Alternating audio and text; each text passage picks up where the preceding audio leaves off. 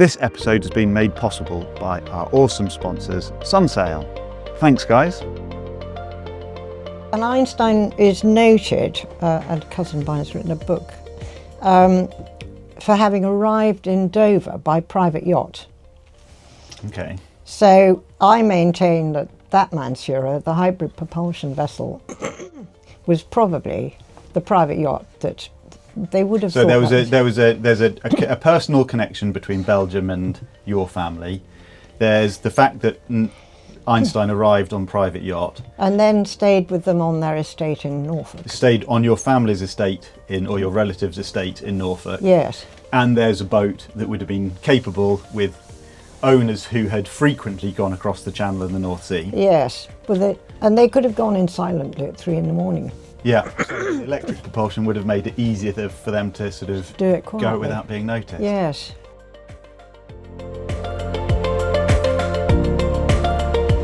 Well, hello and welcome to the Sailing Podcast with me, Theo Stocker. In my spare time I edit Yachting Monthly, but today I am on board a beautiful boat with Miranda Delmar Morgan. Miranda, thank you for letting us come on your boat and coming on the podcast. Oh, a pleasure. Yeah. First of all, just tell us a little bit about what boat we're on. Oh, it's a Hallberg-Rassy 42F, which stands for Frères, because some of the older models were designed by Enderlein. I can't remember his Christian name. So it's got a slightly shorter keel and a slight bulb at the base. Okay. So she's a bit more manoeuvrable and turns better than a lot. And slightly less draft. No, bit more draft.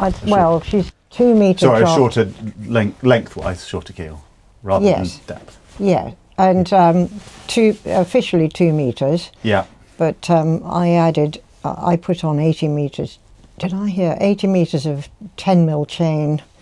And you know, by the time the boat's loaded up with 450 litres of fuel and 550 litres of water and generator and all that stuff, she probably draws a bit more than 2 metres, is all I can say. Yeah.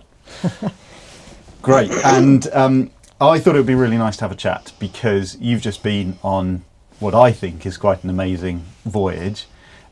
Just tell me very briefly, where have you been this summer? Well, up to the Lofoten Islands and back again. Which are just... Slight point. For anyone that doesn't know where the Lofoten Islands, they are... Off the sort of northwest corner of Norway. They're up in the Arctic Circle. Okay, so they're quite well up inside the Arctic Circle, yes, aren't they? they're about 68 degrees north, something like that. Well, on the inside of the chain. Yes. You can go through the islands and get to the other side. Okay, and then that's a whole nother proposition. Yes, well, you just have to choose your weather with all these things, yes. So how many miles have you covered this summer? Well, since April, because I did a brief trip with Rachel as we worked on the Shell Channel pilot, I've done 4,069 miles. That's not bad going for a season's cruising. Yes, it's more than I've done in the car. Yeah. Very good. Now, before I want to hear all about the voyage. I'd love to chat a little bit about the boat as well, but you've had quite an interesting career at sea as well. Can you tell me how you started sailing, and then you went into professional sailing? How did that happen? Well, it's quite a long story, really. But I was brought up on the Morecambe Bay Prawner on the Crouch because my father went off with a much younger woman who produced a baby in the 50s, which was me, and he didn't have anywhere to house my mother, and so he came up with the idea of living on he had this Morecambe Bay Prawner on the Crouch, so we moved on to that and lived on that for 3.5 years until my sister was born. And then we moved ashore, which was quite a shock, really. Yes, yeah, I'd imagine that the size of a house is quite a contrast to a Well, Morecambe I just Bay had Prawner. an idyllic, we were at anchor, there were no marinas and things, and my father commuted to Shell. My mother, they rowed ashore in the dinghy in the morning. He had his pinstripe suit and rolled umbrella and bowler hat and got the train. How did he iron his shirt and polish his shoes and all that kind of stuff? No, I don't know how he did it. Well, he wouldn't have been too troubled about clothing being ironed, I guess. Right. And then she would row me back and sit and paint, and I would sort of throw shoes overboard to see if they would float. and we just swung on the tides, you know. Amazing. And she- Morecambe Bay prawners are lovely boats, aren't they? Because they're shoal draft, but they're meant to be reasonably quick. Yeah, she was actually what you call a nobby. I don't think she'd ever been prawning. She was on the lines of a Morecambe Bay prawner. A 9-foot beam, you know, no running water. Yeah. And a sort of sink that pulled out above the lavatory, and then the hose drained into the loo, and then you pumped the loo, you know. Yeah. And a petrol engine. Yeah. And she always said later my mother always said they were the happiest years of her life. Really? Wow.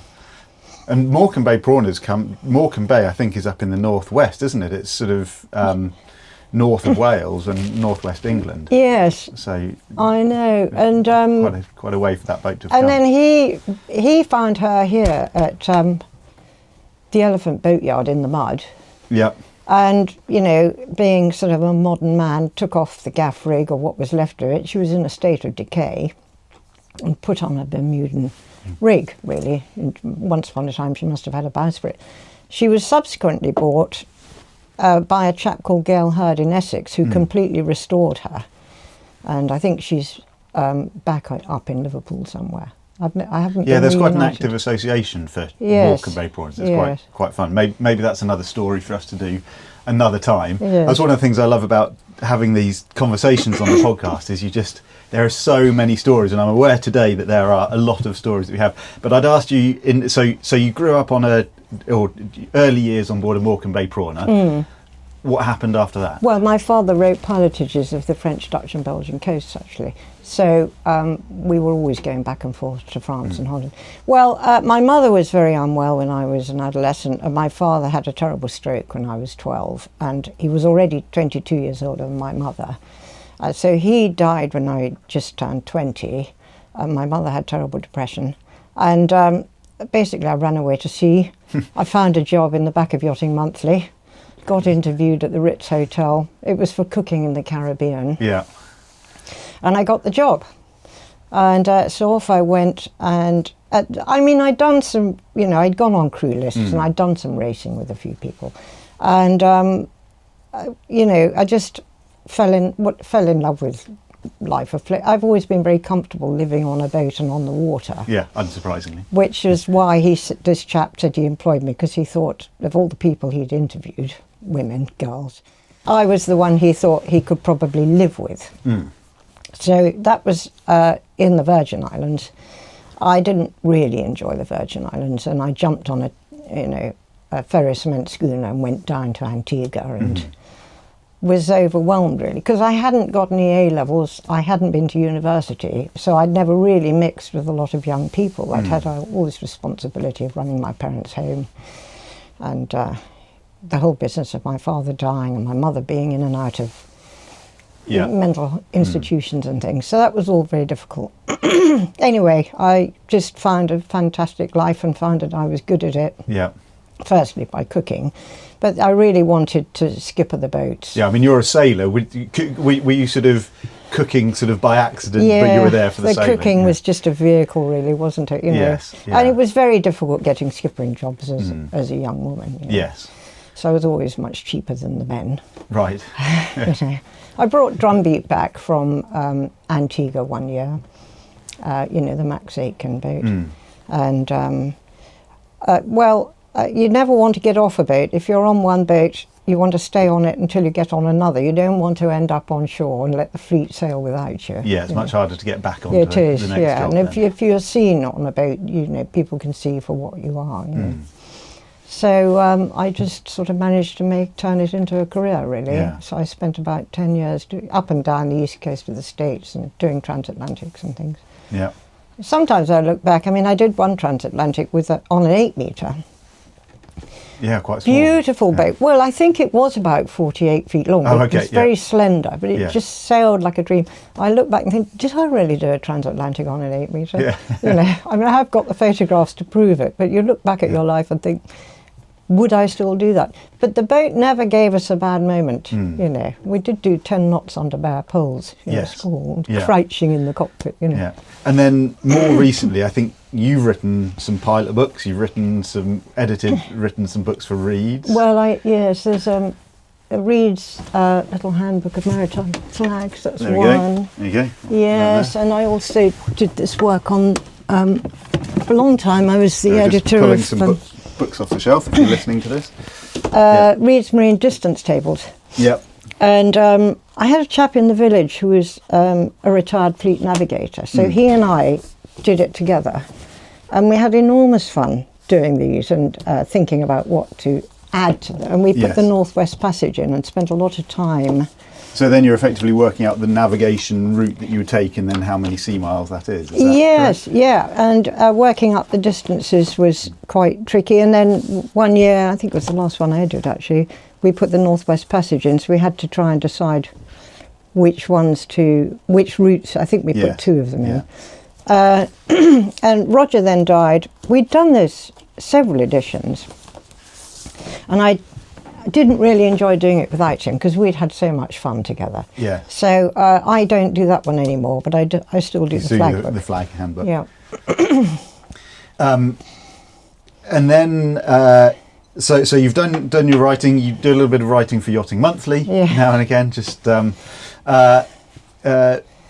but you've cruised for a long time in your own boats as well, haven't you? Yes. I think I first knew you when you sailed Polar Bear. I know. Yeah, she was the love of my life. That boat, really. And what was she?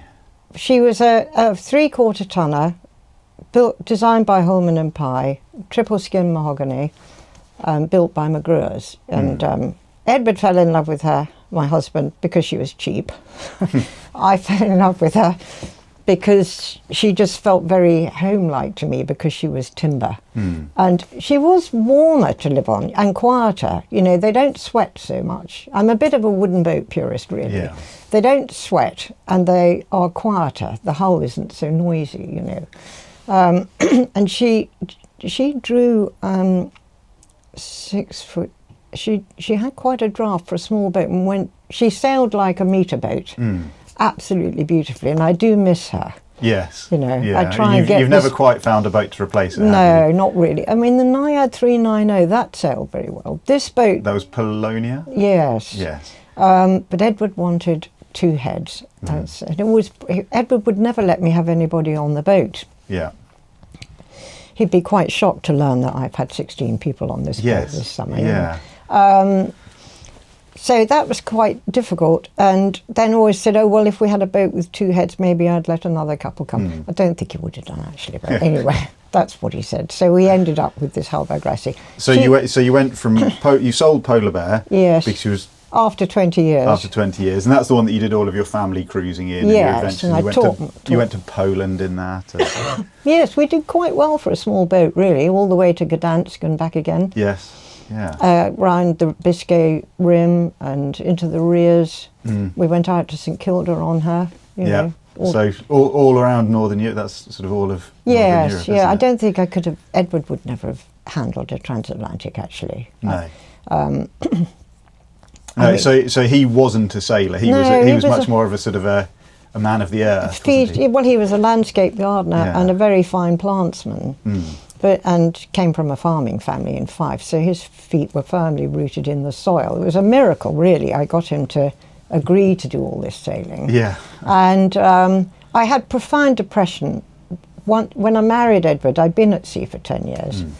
I entered the Whitbread Round the World race with an all-female crew in about 1985. Far too late. Never got the money. But it did inspire Tracey Edwards, who'd seen all this coverage. Yeah. I'd then met Edward, and he'd asked me to marry him, and so that's what we did, and then immediately started a family.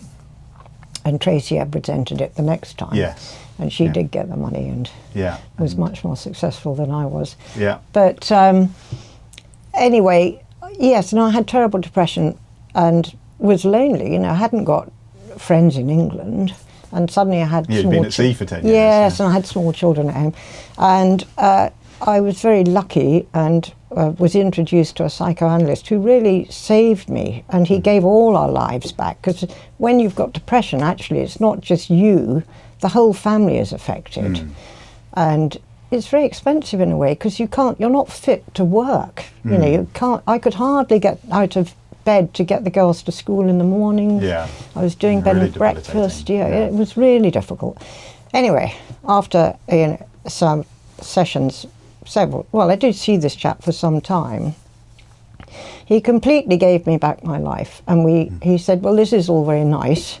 You know, you obviously do have a lovely house and husband and all that, but it's not really fitting. You're not using your maritime background. And I thought, well, he's right, really. So we sold the house in Suffolk, moved down, and held some money back and bought that little wooden boat. Yeah. And started sailing with the girls, and I never really looked back. It just completely You were back in your element. I was, yes. Yeah. So thank goodness for him, really. Yeah. Wow. Yeah, what a story. So you had Polar Bear, then you sold Polar Bear and you bought Polonia, which was a Naiad 390. Yes, We did our sort of man overboard trials on that boat, didn't yes. we? Yeah. And then did you go straight from that to this Hallberg-Rassy? Yes. Or there wasn't anything else Well, in Edward between? was very lucky and inherited some money. We couldn't have done it without that. Yeah. But at the same time, he then got diagnosed with motor neurone disease. He started saying his mouth was drooling and everything. And then, you know, basically with bulbar palsy, which is quite an aggressive form of motor neurone disease, the life expectancy is 36 months, and that's exactly how long he lasted. Yeah. So we went up the west coast of Ireland, I think, because we'd done that before. But he already wasn't able to talk, and harbour masters always addressed Edward. They always assumed he was the skipper. Yeah. Then found he It's couldn't. funny, that still hasn't changed, No, has it? and then found he couldn't talk. And that got worse. But he did remain mobile Yeah. until I think last year, Rachel and I took him over to Carentan to do some work on the Shell Channel pilot. Yes. And he got a bit thrown about, and he fell off the loo into the shower cubicle, and his neck collapsed, you know, so was lolling about. And I thought, we can't really keep doing this because he'll get injured, you know. It was very difficult. So, and then I think you're happy for me to say that he died earlier this year. Yes. Or right at the turn of the year. He died in early January, yes. And I then thought, well, now what am I going to do? Because we're coming into the spring. Yes. I don't want to sit here, really. You know, he died at home in the sitting room in a hospital bed. The house is full of quite painful memories of the falls he had and all that stuff. So I thought, well, you know, my default mode is to run away to sea, you know. and Rachel, my daughter Rachel, who was a director of Rubicon 3, had been up to the Lofoten several times. And I thought, well, I can't be outdone by my daughter. I'd better go to the Lofoten Islands. And she'd always said they're beautiful. So I grandly announced, oh, well, I'm going to the Lofoten Islands, not really realising quite how far they were, nor really thinking through how I was going to crew the boat, because I couldn't, you know, I could handle the boat at sea, given a bit of time to set up. But, you know, if you have to, she's 13 tons. Yeah. And, you know, if it's windy and you're in a tight marina. Yeah, it's not easy. Do you have a bow thruster? Yes, I do. But even so, you've still got to somehow you've got to get a line onto a pontoon somehow, haven't you? So I just don't fancy doing that on my own. No. Anyway, I don't like the idea of sailing on my own. Yeah. So I then had to find people who would come with me, and I ended up with 16 different people on the boat this summer. 16, wow. I know, it's quite something when I look at it. I mean, you were away for a whole season, weren't you? So 4 months. 4 months, yeah. I just banged the front door shut. Yeah. And didn't tell the insurers, because I thought, well, they'll never, you know, if the house gets burgled, they'll never cover that. Yeah. I thought it's not even Well, worth. you wouldn't know for months on end, would you? Well, I did have a very nice girl going in once a week for me. So and I've got some wonderful neighbours, so they all kept an eye on the place. Yeah. I'm quite neurotic about being burgled. But the minute I'm on the boat, I really couldn't care less. You know, it's very odd. I can't explain it, you know. So Worries disappear at sea. they just sort of vanish, don't they? Yes. I was going to ask, I mean, what is it about being at sea that you love? And I think for most sailors, there's this element of feeling in your element, of just, you're so in the moment and engaged in what you've got to do that it's really difficult to be worried or anxious other than dealing with the situation in front of you. Yes, it's just all absorbing, isn't it? You know, you're completely engaged with what you're doing and where you're going, and I can't really explain it. I just find it a very calming wonderful place to be. Even when you're having 49 knots across the day. Yeah, that was another story, really. Yes, I can't explain it. I'm just very happy living on a boat, Yeah. Even with all these extraordinary characters and raft of different now, people. I really want to get into the detail of this voyage. I'm just wondering whether we've got a book here on board. This is because this boat's called Mansura. And the book intriguingly says Mansura, but it is a very old book. It's a family history of the first Mansura. Because I had this much older father who's 22 years older than my mother, he came from a Victorian family that was they must have been quite wealthy at some point. I don't know where it all went, but anyway. And my grandmother had an Arab mare called Mansura. And my father always said, well, she got taken to the Boer War and then got eaten by the troops, so she never came home. Yeah. And then they were engineers. So they created this, what did they call it there? A cabin cruiser that was a hybrid propulsion with a petrol engine, a bank of batteries, an electric motor of some sort, and a ketch rig. So when was this? 1912. That's just remarkable, because I test boats for Yachting Monthly, and it's still, the technology feels like it's still in its infancy to have either electric propulsion or electric hybrid propulsion, and people are still big fanfares around this new technology. And over 100 years ago, 123 years ago, they were already doing it. They already had built an electric hybrid cruising yacht. Yes, I know, it's amazing, isn't it? And my half-brother Julian's created something called the Mansura Trophy, which the Royal Thames awards every so often. And what's that on for? What's the trophy? Well, probably for hybrid propulsion. Hybrid propulsion, yeah. Yes. And just in this book, there's all sorts of fascinating things in here, but you can see how they actually put the boat together. And so there was a petrol engine, there were 3 banks of batteries, there was a motor. I think it was about a 4 horsepower motor, they reckoned, or I think that's what the text said in here. It said somewhere she'd do 9 knots under power, didn't it? 9 knots under petrol engine, and then presumably a bit slower under petrol. There's a picture of the boat sailing up the Thames. They also offered her for service out of Harwich during the First World War. Yeah, running people out to vessels and things. Okay. Yeah. And there's a particularly fascinating story that you think is attached to that boat, but you don't know. I can't prove it. It'd be interesting if somebody else thinks they can disprove it. But because my father's uncle, Oliver Locker Lampson, who was his mother's brother, was an MP. And he was obviously very good at networking. Somehow he knew the Belgian royal family. And the word must have gone round that Einstein was stuck. Albert Einstein, the scientist. Yeah, was stuck in Belgium or stuck in Europe and was a wanted man, and there was a price on his head. And this was either 1933 or 1936. So as a Jew, he was wanted by the Nazis. Yes. Yeah, and he was trying to get away. And couldn't get on a cross-channel ferry because obviously at that would point, declare his presence at that point. So they'd have caught him. And my family were cruising, up and down the English Channel, going to the Channel Islands. Yeah, there's going over to places like Holland. Yeah. So it's not, and they kept on the Thames.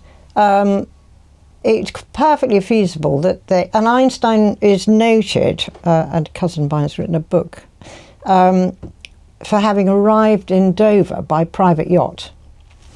Okay. So I maintain that Mansura, the hybrid propulsion vessel, was probably the private yacht that they would have. So there's a personal connection between Belgium and your family. There's the fact that Einstein arrived on private yacht and then stayed with them on their estate in Norfolk. Stayed on your family's estate or your relative's estate in Norfolk. Yes. And there's a boat that would have been capable with owners who had frequently gone across the Channel and the North Sea. Yes, and they could have gone in silently at 3 a.m. Yeah, so the electric propulsion would have made it easier for them to sort of do it quietly, go without being noticed. Yes. I would It sounds, I believe you. I think it would be perfectly lovely to. I feasible, wonder yeah. what the piece of evidence that you would need Yes, to prove that it's a had great happened. pity that when it said, because the cousin who wrote the book about New Haven Court, which was the big house in Cromer that they owned, it just said that he'd landed by private yacht and doesn't name the yacht. Yeah, Isn't that's that a shame? Yeah. So anyway, that's my story, and I'm sticking to it. Yeah, and so you've called this boat Mansura. Mansura, to keep the name going, Yeah. really. Yes, because this boat used to be called Spirit-of-esque. Spirit-of-esque. And I okay. thought that was a bit of a mouthful. So. Yeah, so Mansura. Great name, great story. Hi guys, Theo here. Sorry to interrupt the podcast for a second. I just wanted to share a short message from our awesome sponsors, Sunsail, who have helped to make this episode possible. Now, if you've been on a sailing charter holiday, the chances are you've heard of Sunsail. They've been around for over 50 years and they operate in more than 20 destinations around the world. I've been lucky enough to have been on a couple of charters with Sunsail, including a magical week exploring the Dalmatian coast in Croatia with my family. And the one from Grenada in the Caribbean was out of this world. The Greek Ionian is also one of my favourite places to sail, and Sunsail have just launched a new flotilla itinerary there called Hidden Harbours, where they take you to some of the very best spots for you to have your adventures on the water. The lead crew are on hand to support you 24 hours a day and take care of all the other arrangements so you don't have to worry about a thing. If you want to take life really easy, you can also add in a skipper on your boat as well. Sunsail operate an impressive fleet of boats at all their bases, including award-winning monohulls and catamarans between 32 feet and 54 feet, so there's a boat to suit you and your group. If you're thinking of booking a charter in 2026, Sunsail are offering the opportunity to have a free day of sailing for every week that you book. If you book 7 days on the water, you'll pay for 6 and get the 7th one free, or if you book a fortnight of sailing, then you get a free weekend of sailing thrown in. This offer is valid everywhere around the world apart from Italy. To find out more, head to www.sunsail.com/UK and make your booking before the 30th of January 2026 to get your free day afloat. So don't just sail, sunsail. Right, let's get back to the podcast. Let's come on to the voyage. I think one of the prime instigations over this trip was because Edward was only 71 when he died, and I was 70 last year, I thought, well, if not now, then when? You know, if I don't get on with it, when? Yeah. Really? And I had the boat and I had the skill, so why wouldn't I go? Yes, you're all set up, and also you had the time and something to do with your summer to... Well, and I didn't want to be at home. No. So No, they all quite. stacked up to be a perfectly obvious thing to do, really. Yeah. Till I really realised just how far north they were. Yes, but presumably you only realised that once you were already part way there. Well, yes, and there were moments when I felt quite faint-hearted and thought, is this really very sensible? You know, you go up the east coast, and I got, had an alternator that was not functioning very well and kept being, tiresome and not charging, and sometimes the crew were a bit novice, and I thought, this is quite an undertaking with not very experienced crew. Should I really be doing this, Yeah. Especially crunch time when you leave sort of Peterhead and start thinking about Orkney and Shetland. Yeah. Because you're pretty committed once you've started doing that. Yes. And then I thought, well, I've been round the British Isles 2 or 3 times, I don't really want to turn left up there, I better keep going. Yes. Yeah. And I'm really glad I did. It wasn't easy, actually. I have had 16 people on the boat. Yes. Some were wonderful, some were less wonderful. One abandoned me completely. And so I sat in Rainer for 5 days, which was no great hardship, really.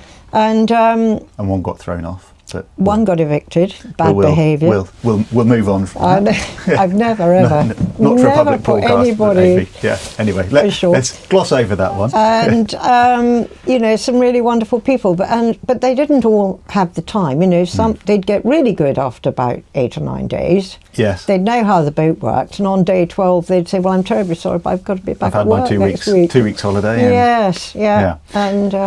And they had the expense of flying home from. And where did you find your crew from? How did you go about? Some from Crew Seekers, and so that's the crew match website. yes, service. yeah. I had a very good coastal skipper from there. But she was terribly seasick. She threw up all the way from Lowestoft to Whitby, poor thing. Oh dear. I mean, if it's not the nicest piece of water, and it does get particularly lumpy there. It was an absolutely wonderful sail, but it was a bit much. I was aware of this, that to take somebody brand new to the boat straight offshore Yes.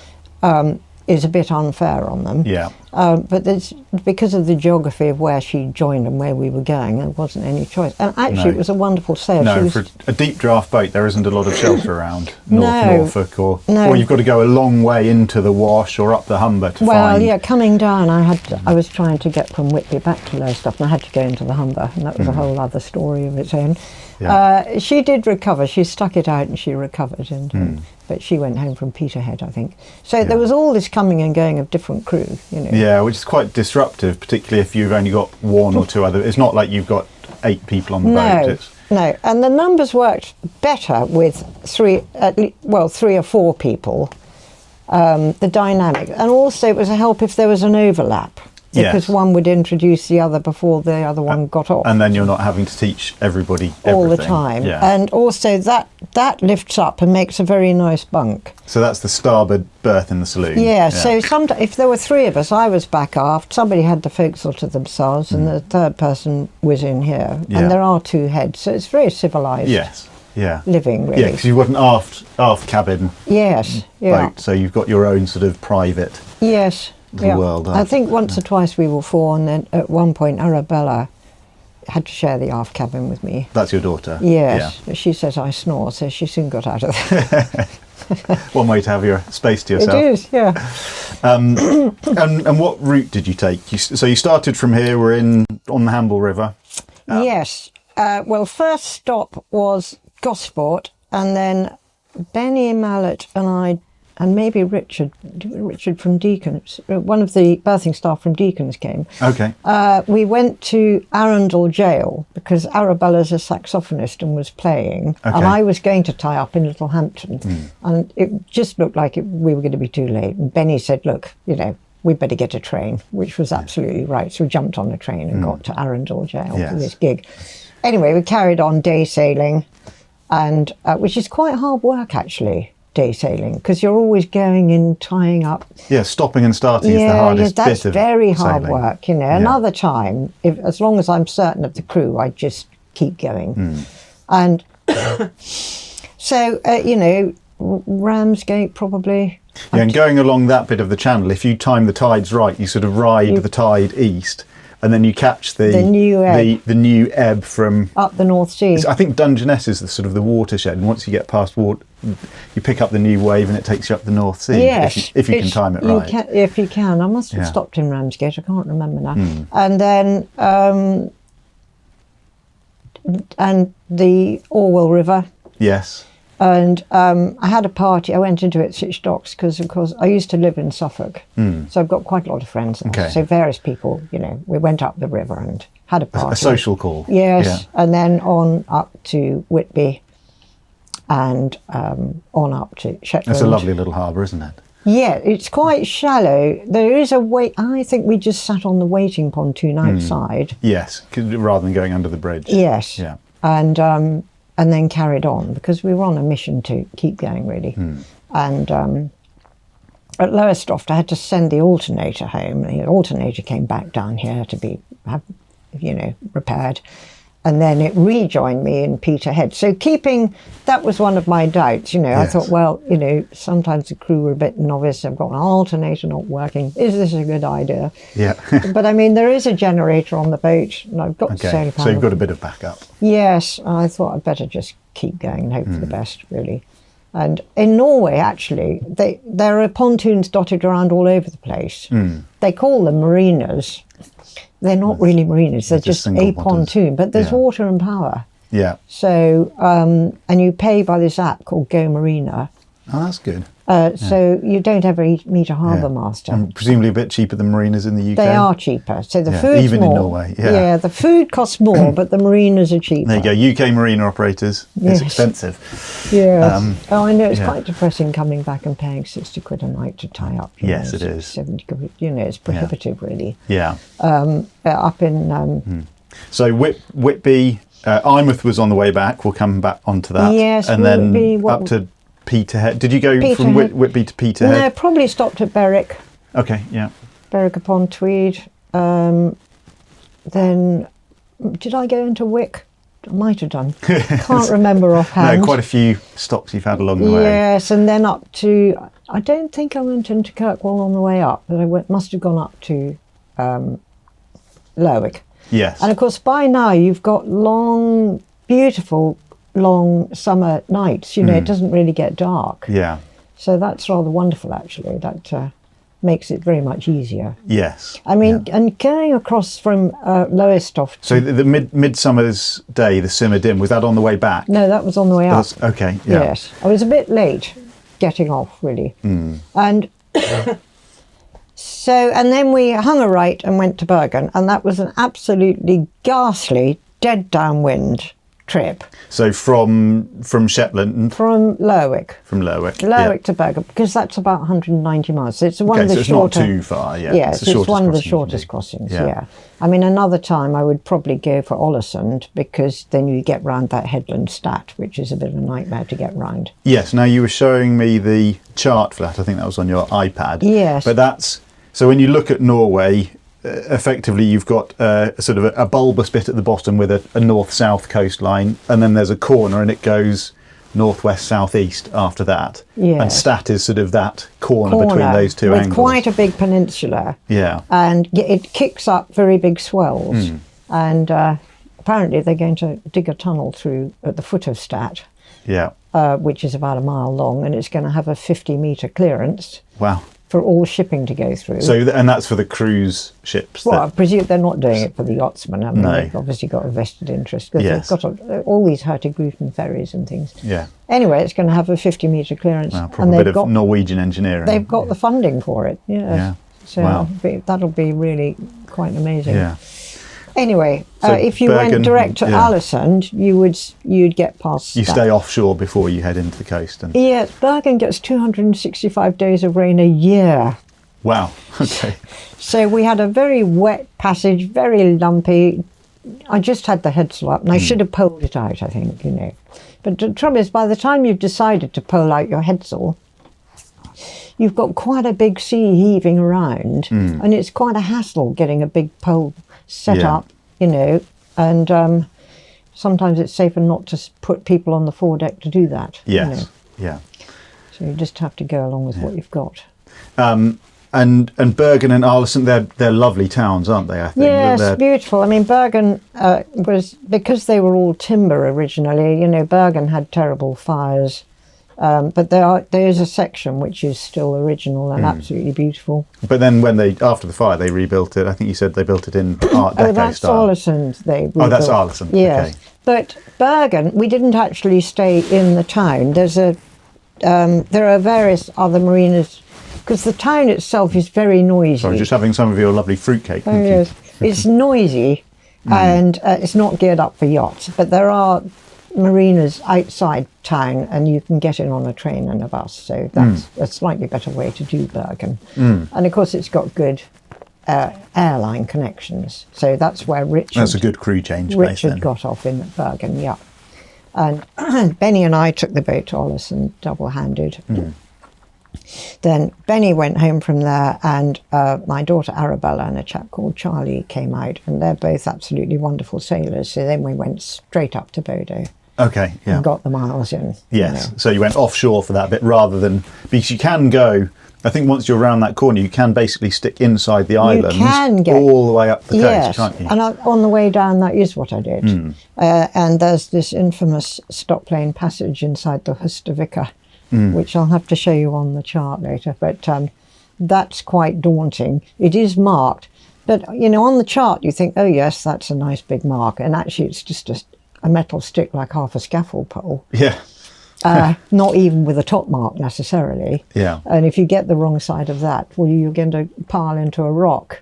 So the pilotage is very, very demanding. Going offshore to Bodo was fine. And coming back down, we did do all these inshore passages, and you can get up and down the country in relatively sheltered water. Yeah.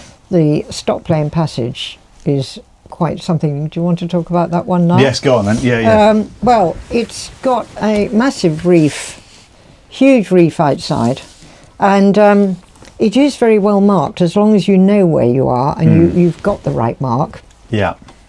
But you have to do a tiny little dog leg, and it's sort of they've got little pointers, like little sort of signposts. You know, we'd come down from Christiansand to go south to get back to Ålesund. And I slightly chickened out, you know. We came out of Christiansand. It was blowing a sort of westerly 5. And then I didn't realise what I'd done, but I'd got the blooming weather forecast on the gusts. I'd looked at this thing, oh my God, it's going to blow 40 knots. And this isn't a good idea, because they all say about the stop plane passage, only do it in calm weather with good visibility. Yeah.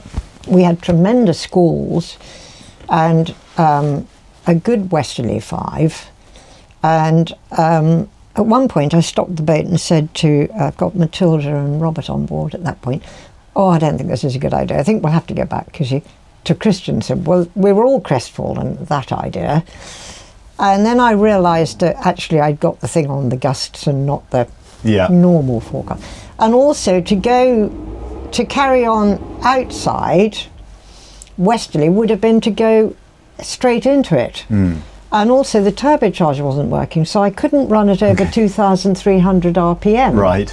Because smoke started coming out of the engine room, you know. So that also means you can't just blast along at 7 knots into a westerly. And then thought, well, actually, once you get inside, you are in sheltered water. You might be surrounded by rocks, as long as you know where you are. You are actually in sheltered water. But the other thing was the visibility, and we could see these massive great rain squalls and thought we had a window for getting through. So it was a question of, so we tacked back again, and Matilda said, well, I'm game for it if you're up for it. And I thought, oh yes, all right, we'd better do that. She was quite an unusual person. Japanese was her first language. Oh wow. She was, so I've had some very interesting people on the boat. So the stop plane passage, have I said that right? Yes, and the Hustavika, Yeah, the Hustavika. Quite a famous, it's listed as being one of the most dangerous parts. Right, okay. You know, do it in fine weather and do it in good visibility. Let's just pull out this chart underneath here. Can I do that without... The overall chart. Take the tablecloth out without moving everything else. Yeah. The overview chart. There we go. Just pulling out an overview chart of Norway. There we go. So this isn't actually a navigational chart. It lists all the charts that you need, and there's something like there's over 100, 140, 150 odd charts you need for the coast of Norway by the looks of it. So you came around the corner, stop plane passage. Well, that was about, hang on a minute, chart number 35. Okay, so you're somewhere down here, quite south then here. Yeah, down here, yeah. It's between Ålesund and Christiansand. Yeah. And then, in terms of the rest of the coast, I'm aware that we sort of I want to get to Lofoten. Is there anything particularly dramatic that happened on the stretch up to Lofoten? Well, the thing is, we went directly offshore from Ålesund to Bodo with Arabella and Charlie. So that's when you're offshore. Going home, we did go down the inshore passages because I wanted to see the Svartisen glacier. Yes. Which I did from 2 of the fjords. Okay, yeah. And one of my crew went up to the hut at the top. Yes, oh wow. And we had I said, well, what are you going to do? What if you break your ankle? And he said, well, I'll text you on the hour, every hour. If you don't hear from me for 2 hours, then you dial 999. Yeah. Actually, it's not 999, but he returned to the boat at 10:30 at night, and it was still light. Still light. That's the amazing thing about being in the Arctic, isn't it? Yes, absolutely beautiful. And almost 24 hours. And then we went round to a different fjord and looked at the Svartisen glacier from another view. Yeah, so it's a big glacier sort of up on top of the mountain. Yes, it has retreated quite a lot, but it was. And I went up it and up to. I went up 400 meters or whatever it was. It was very, very windy, and the boulders were all ground smooth, so it wasn't easy to hike up it because you couldn't grab anything. Yeah. And I hate heights. I'm hopeless with them, and sat at the top terrified. And I still wasn't. I was still within half a mile from it. It's much further away than you think it is. Yes. And of course, it's retreated badly. Yeah. And then we went down. And I think with the retreating, you were saying that you were in sort of shorts and t-shirt, almost walking up to this glacier. And, yes. And the water that you were swimming in was in places was 18 degrees. I know. In the Arctic Circle. Yes. And the temperature was 20 Celsius outside. Worrying, isn't it? It is. I mean, one of the highlights for us, I think, was this beautiful island called Varoya. And we went. That's right, sort of off the tip of the chain of islands of the Lofoten Islands. This one's much lower, Rost. I didn't get to that. I didn't do enough here. I spent too long getting there. Yes. Because I got to about the 5th of August and I had Rachel saying, oh, it's time you started heading south. And I thought, oh, really? Because it's so beautiful. It was wonderful weather. Yeah. And she was right. And certainly. By the time September comes around, the weather's definitely turned. Yes, it certainly turned by the time we got back to Kirkwall. Yes. Or Lerwick. Yeah. So tell me briefly about the Lofoten Islands. Well, they're just absolutely beautiful. I mean, they're completely pristine. The water we put in the water tanks was very sweet. It just comes straight off the mountains. I don't know where it comes from, but I mean, it was just delicious. Yes. And it's just so scenic that you're sort of stunned by just this. Towering mountains They're rising so out big, of the sea. yes, and you can go so close to them. And there's something very magical about them, and they're quite dramatic because they're sharp and pointy. Yes. And a lot of people do a lot. And the Norwegians are very clean and tidy. They don't seem to drop litter. And the Lofotens are a national park. National park. Well, certainly down near Reyna, yes. Yeah. And the joy of doing it in your own yacht is, some of these ferries can't get into the kinds of places that you go in with. And you can go into these little old fishing harbours. Yes, a lot of them have been converted into holiday lets. All these these lovely huts on stilts that were fishermen's huts called råbur are now holiday lets and things. Okay. So some of the fishing feeling, the working aspect of some of these places has come out of it, I think. Yeah. But they do still fish for cod in sort of January or February, and then they hang it all up to air dry on these racks. So the racks were all empty. Yeah, because they'd all been dried and taken Yes, in. I'd love to go back and go on one of the Hurtigruten ferries in winter and see it all functioning in the winter. Because, I mean, it continues to function, Yeah. And so very dramatic. And then we particularly wanted to see the Svartisen glacier. And then Andrew climbed up it, and then we worked our way back down what they call the inner leads. Yes. Until you get to the Hustevika. So you've got sort of hundreds of miles of and there are inshore coastal pilotage. And of course stopping at night every time. Yeah, and I think underneath here, we'll just pull this chart out. I'm not sure exactly where this one is, but just to show quite how remarkably rocky this coast is. Probably needs Hustevika, there we go. So we put this one on the table. And this looks like That's it, it's up through here. This just looks like the hydrographer has sneezed onto paper, really. It's just scattered with rocks and crosses and contours and islands. Yes. I can't quite tell upside down, but you do a lot of little wiggle. Yes, there's lots of little sector lights where you follow a head mark and then you do a chink round into the next bit of the channel, and it's remarkable that there's even a route through. So it they doesn't found look a quite. route. I think this is probably, yes, there was a sort of leading. And you come in thing. here and through there. Or Yes. something. Yeah. But where's So Christensen? you've got to have your wits about you. It was very demanding. You couldn't let up for a moment. You had to be sure where you were all the time. Yeah. And, you know, because you'd be greeted by this. Yeah, it wouldn't be long before you hit a rock, would No, it, if you it didn't wouldn't. know exactly where you were. It looks worse on the chart than it was. Yeah. And And you you've got some of have- these lovely illustrations on the chart of nice sort of pen and ink drawings of what the lighthouses look like Yes. in reality. Which is Well, really helpful. I was very lucky, and I was lent this entire set of charts. You know, Wow. Yeah, beautiful. because that's a lot of money to buy charts like that. Yes, isn't they're it? beautiful things Yeah. actually. There's Christensen too. And in terms of, I mean, you've also got chart plotters on board, obviously. Yes, But yes. How in terms of doing the pilotage, how much of it was on paper? How much of it was Well, using I your plotters? usually got the right chart out and ran them together in tandem, you know, just in case the chart plotter died on me. Or Yes, something. yeah. I mean, it does make it much easier with a chart plotter, you know. Yeah. Who wouldn't put their chart plotter on, you know? But Certainly with this many rocks. Yeah. I know, but there wasn't a moment where you couldn't not pay attention. You had to be, so it was very hard work actually, very challenging pilotage. you know. Yes, if you're taking the inshore route. Yes. Yeah. Yeah. But then once you're in the inshore route, even if there's sort of swell and waves out at sea, you're really quite sheltered. Yes, aren't you? well, coming, you know, when I was faced with the idea of coming back round, it was obvious actually that we would have to go through to get down here.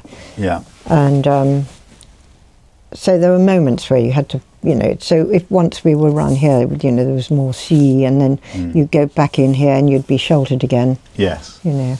Yeah, it's taken it all back years ago, more than 20 years ago, 25 years ago, I think I was a naval cadet, and I had the opportunity to go up the coast as well on a 55-footer. And I remember going up through the rocks, and I'm glad I wasn't the one skippering, because Yeah.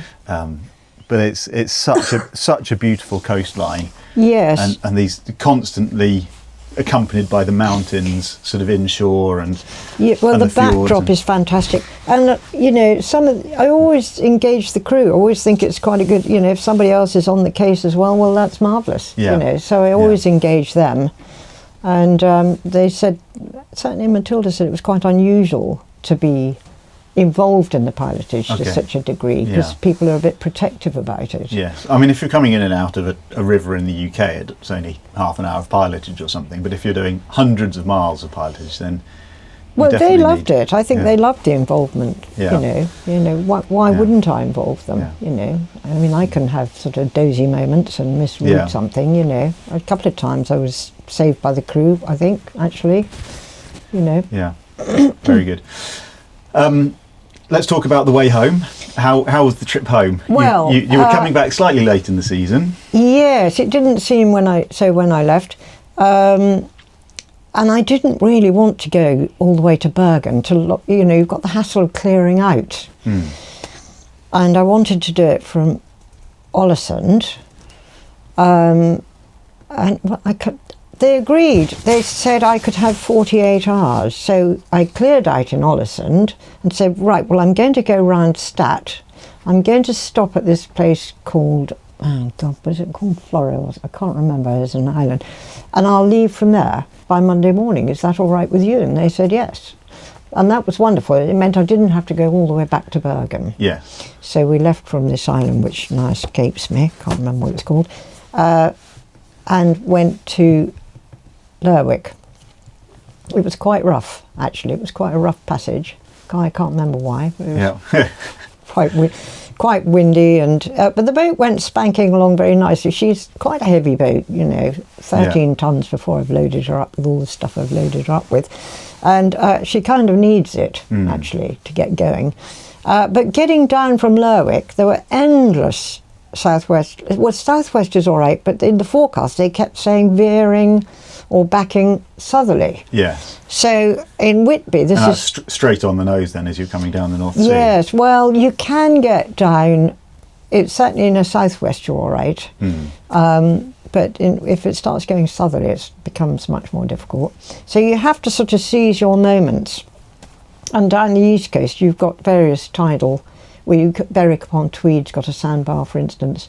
There are surprisingly few sort of Ports of all-tide refuge. hard ports of refuge. I was worried. I left Eyemouth, I think, crossed the Firth of Forth, and I have anchored in the Firth of Forth out of an easterly, and then wanted to go to Berwick upon Tweed, and I thought, well, it was quite strong east-southeast, and I thought that could be breaking on the bar. Yeah. And there was nowhere, Eyemouth, we'd been, very big spring tides. We'd been, aground in Eyemouth. I didn't really want to go back to Eyemouth, so that was out. Yeah. And I did say to the crew, look, if we can't get over the bar, the only option is to go all the way back to the Firth of Forth, which is 30 miles, and anchor inside there, which of course none of us wanted to do. Yeah. But that was looking like the only sort of safe... Yeah, I mean, your nearest sort of lee shore is Helgoland, really, isn't it? If you on the other side of the North Sea and in easterly. You don't really want easterlies on that east coast. And anyway, I rang up the harbour master at Berwick, who was very knowledgeable, and said, well, I can see it, and it's not breaking on the bar, because I may have been on a falling tide, I can't remember. And we were fine. Yeah. But you do always have to think about your port to divert. Yes. So leaving Whitby was particularly difficult because it's 150 miles or something. Passage from Whitby to Lowestoft is it's about 150 miles. That could take you over 24 hours. The forecast was southwest, possibly backing southerly. Yes. And the tides by 7 o'clock the following morning would be running to the north. And I thought, if we are slow to get there and don't get there before 7 o'clock tomorrow morning, then you're not getting there because you're punching into then you're tide then and going to wind. meet a north-going strong tide. And I thought that is quite risky because there's nowhere on the Norfolk coast. Wells next to the sea is tidal and tricky for a deep draft boat. So eventually I thought, well, I'd better go into the Humber. So we anchored in the Humber, and the locks at Grimsby Fish Docks were on short time because of their locks aren't working very well. Okay, yeah. So we were allowed to go in at midnight. I was a rather grumpy young man I called him up, and so first I anchored just inside the Humber River, and then we went up at midnight or something. Yeah. Never saw anything. It was all pitch dark. Yeah.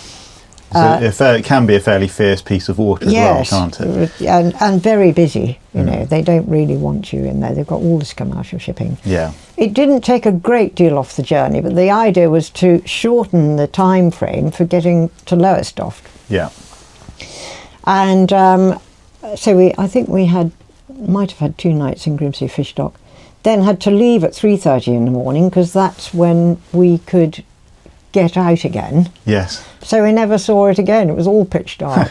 But at least you're going into the dawn. Yes. And made it down to the Royal Norfolk and Suffolk Yacht Club, so that was all okay. But it was tricky, and you do. And that's quite a good place to stop, isn't it? Because it's literally you're in the main channel, you tuck in, and it's a couple of 100 metres in, really, and it's just in there on the side, I think. Is that right? It's a beautiful yacht club. Yeah, it's a beautiful yacht club, and.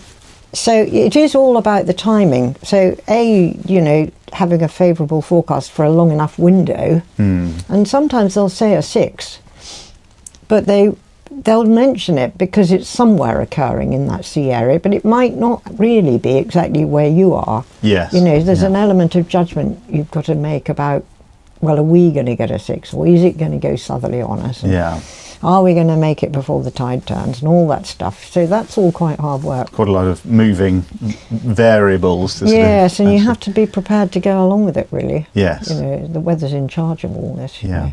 And it was blowing quite hard, going down to Ramsgate. Yeah, you showed me a little video of the boat absolutely trucking along with two head sails set. Yes, I set up the inner staysail just for a bit of fun, and I thought the boat went really well with it. It looked like she was going like a train. Yes, good conditions for it. And the inner foresail, so you could set a storm jib off that, or yes, there's a little sort of bright orange I suppose it's a storm Yeah. ship. Yeah. And did you have to set storm sails in the trip? No, not really. As Rachel pointed out, once you get further north in the Arctic Circle, you're north of all those Atlantic weather systems. We had absolutely astonishing. So you're more in dominated by a high pressure system. You then? are, yeah. So what was the sailing itself? Obviously, it's stunning scenery in Norway. Yeah, no sailing. No sailing. Well, it was all not to speak of. But as okay. another friend said, you don't go to Norway for the sailing, you go for the scenery. yes. Okay. So an awful lot of motor sailing. Okay. So you need a decent engine and plenty of fuel on board. Yes, you do. Yeah.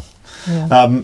Just talk us through the last little bit of your trip then from Lowestoft back home to the Hamble. Yes. Well, lively. There was an awful lot of southwesterlies and things. I think I must have got lucky in Randgate. It must have swung. I can't remember without looking at the. Yeah. But we had some spanking sailing actually. I mean, we had the best sailing was back down really from Lerwick Yeah. to the Hamble. Yes. I think we got to about Shoreham, went in and visited Arabella, and all her sailing club friends came on board in Shoreham, and one of the chaps who'd been up to Bodo, who went up the glacier. Yeah. And they brought all the food and booze with them. They were wonderful Lovely. guests. Well trained. And at Shoreham, we ran out of wind and motored to the Hamble. So I was very lucky. Yeah, Yes. Just made it in time, really. And I think at one point did you have 49 knots across the deck at one point? Yeah, well. When was that? Well, there's a big headland, the highest sea cliff in Europe, called Hornellen. And I was going north with Benny on board, so it must have been on the way to Ålesund, and I didn't stop at Malloy. And I haven't been into Florø, so anyway, I heard on the Norwegian forecast something about a force 8 and thought, oh well, that'll be offshore. That won't affect us. Yeah. So I didn't pay, because we were so inshore, I thought that can't kick up a big sea. Yeah. So I didn't pay any attention. Anyway, we went up this passageway, which the name of it escapes me for the moment, and 3 big fjords come down, and of course we suddenly were hit by 49 knots of wind. Absolutely not. I had canvas up, I had a reef. So was that a sort of a catabatic? Yes, sort of... certainly was. And so I thought, oh, well, Benny, the boat was wildly out of control. She couldn't, she was on the helm. So I thought, well, we better duck into one of these fjords then. So I went into one, and all of a sudden it was completely calm. I thought, oh, well, it's all right now then, you see. Anyway, we did carry on. I think that was just a sort of very temporary thing. Yeah. And that's where katabatic wind is, where you get lots of cold air gathering on top of a mountain, and then it sort of slides and funnels down the valley. I think the fact that there were these 3 fjords contributed to this. Yeah. Yes. So that taught me a lesson. Yeah. And then Benny went round saying, oh, we've had 50 knots. I said, you're not to exaggerate, Benny. It was 49. 49, there you go. That's And still, I can't remember what Beaufort that is. I think it's an 11. Is Top it? end of a 10, I think. Well, the boat withstood it very well. I'd have to check that. Just as well I bought the boat's got a new mainsail. She did withstand it very well. And there's a via ferrata that goes up this Hornellen. It's very spectacular because you get right alongside it. Yeah. So you can't anchor very much in Norway, can you? Because the water is so deep You can't. most of the time. We only anchored once or twice. Yeah. And of course I had this alternator problem. So, Yeah. But there are little pontoons scattered about. Yeah. And I think you're saying there's an app, and you just book it on a little app. Go Marina app. Yeah. Yes, and you never meet a harbour master. I think in all the summer I only met one at Ballstad. It's almost a bit of a shame, really. I know. Yeah. He was rather wonderful, and we got our Cala gas bottles filled in Ballstad, which was I'd had to. Yeah, that's always a bit of an issue, isn't it? Yes. So anyway, I found that you could get it done in Ballstad. Yeah.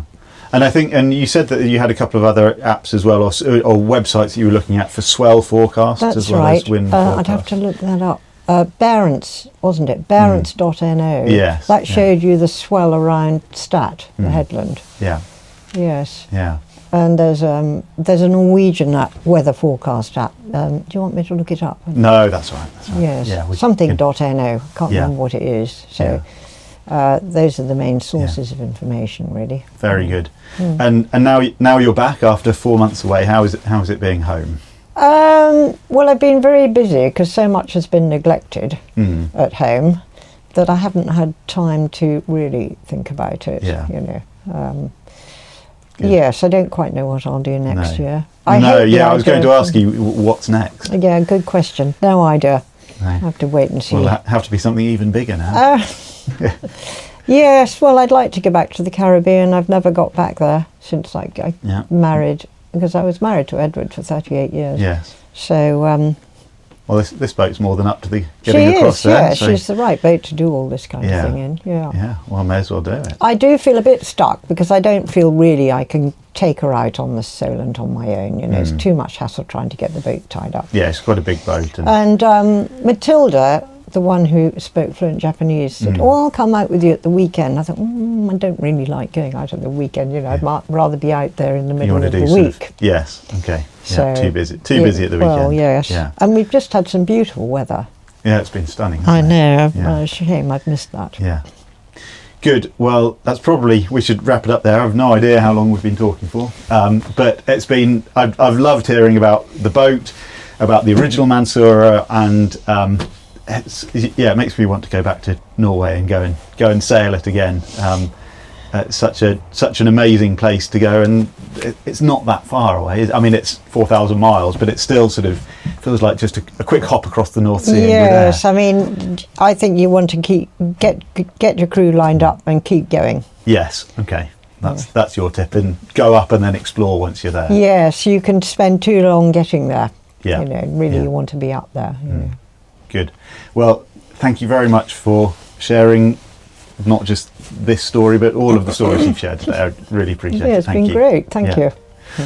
Well, there we go, guys. That's all we've got time for. But I hope you've enjoyed listening to Miranda's stories as well. There will be more stories on the podcast next time. So if you enjoyed that, give it a like, give it a share, and we will see you on the next episode of the Sailing Podcast. Thanks to our awesome sponsors, Sunsail, for making this episode possible.